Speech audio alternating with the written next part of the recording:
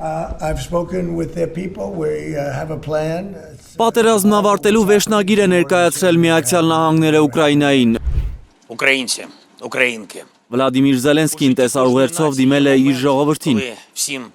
треба поговорити. Յուրաքանչյուր ազգի կյանքում կա մի պահ, երբ բոլորը պետք է խոսեն անկեղծ, հանգիստ, առանց ենթադրությունների, բամբասանքների, ինչպես որ կա։ Հիմա մեր պատմության ամենադժվար պահերից մեկն է։ Այժմ Ուկրաինայի վրա մեծ ճնշում կա։ Ուկրաինան կարող է հայտնվել շատ դժվար ընտրության առջև, կամ արժանապատվության կորուստ, կամ կարևոր գործընկերոջը կորցնելու ռիսկ։ Զելենսկին այս տեսաուղերձում ակնարկել է, որ ընտրություն պետք է կատարել ամերիկյան 28 կետանոց խաղաղության ծրագրի ու չափազանց դժվար ձմռան միջև։ Ուրբաթ ԱՄՆ նախագահ Դոնալդ Թրամփը Օվալաձև աշխատասենյակում հայտարարել է, որ Վլադիմիր Զելենսկին ի վերջո ստիպված կլինի ընդունել խաղաղության ծրագիրը։ Միացյալ Նահանգներն արդեն աշխատում է ռուս-ուկրաինական պատերազմի դադարեցման ծրագրի վրա։ Թրամփը արդեն հատուկ ներկայացուցիչ է նշանակել խաղաղության ծրագիրը առաջ մղելու համար ու հայտարարել, որ Զելենսկին պետք է ընդունի այն։ Մի պահ նա ստիպված է լինելու ինչ-որ բան ընդունել։ Հիշում եք, Օվալաձև աշխատասենյակում որոշ ժամանակ առաջ ասացի, դուք չունեք հնարավորություն։ Միջազգային պարբերականները գրում են, որ Թրամփը Ուկրաինային որոշում կայացնելու վերջնաժամկետ է տվել նոյեմբերի 27-ը, երբ ԱՄՆ-ում նշում են գոհաբանության օրը։ Նրան դա պետք է դուր գա, եւ եթե դա նրան դուր չգա, ապա գիտեք, նրանք պարզապես պետք է շարունակեն պայքարել, կարծում եմ։ Այո, մենք ունենք խաղաղություն հաստատելու միջոց, կամ մենք կարծում ենք, որ ունենք խաղաղություն հաստատելու միջոց ու նա պետք է հաստատի այն։ Գիտեք, անցյալ ամիս նրանք կորցրեցին 25,000 զինվոր։ Մենք նման բան չենք տեսել երկրորդ համաշխարհային պատերազմից ի վեր։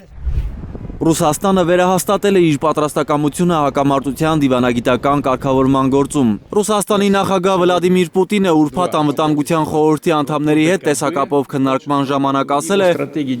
որ բանակցությունների առաջընթացը հնարավոր է միայն ամերիկյան փաստաթղթի բոլոր դրույթները մանրամասն քննարկելուց հետո։ Իսկ իրական երկխոսություն սկսելու գլխավոր խոչընդոտը մնում է Կիևի դիրքորոշումը, որը չի համընկնում Վաշինգտոնի առաջարկած բանաձևի հետ։ Да, конечно. Здесь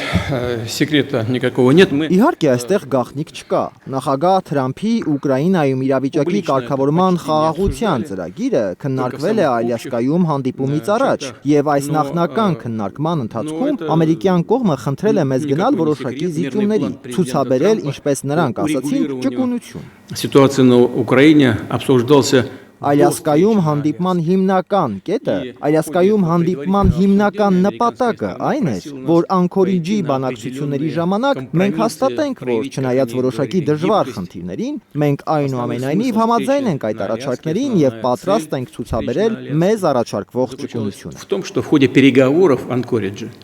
мы подтвердили. Դաշնության ղեկավարի կարծիքով Ուկրաինան դեմ է խաղաղության պլանին, որովհետև եվրոպացի դաշնակիցները դեռ հույս ունեն Ռուսաստանի մարտադաշտում պարտության մատնելու։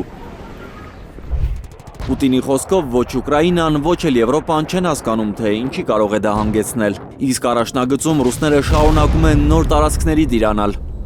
Ռուսական բանակը վերահսկողության տակ է վերցրել Դոնեցկի Զվանովկա եւ Զապորոժիեի մարզի Նովոյե Զապորոժիե բնակավայրերը։ Էդգար Ղուշչյան, Գագիկ Տեր-Ղազարյան, Հայլուր։ Հայաստանում եւ աշխարհում տեղի ունեցող իրադարձությունների մասին առաջինն իմանալու համար բաժանորդագրվեք մեր ալիքին, սեղմեք զանգակը, որ բաց չթողնեք ամենահրատապը, ամենակարևորն ու հետաքրքիրը։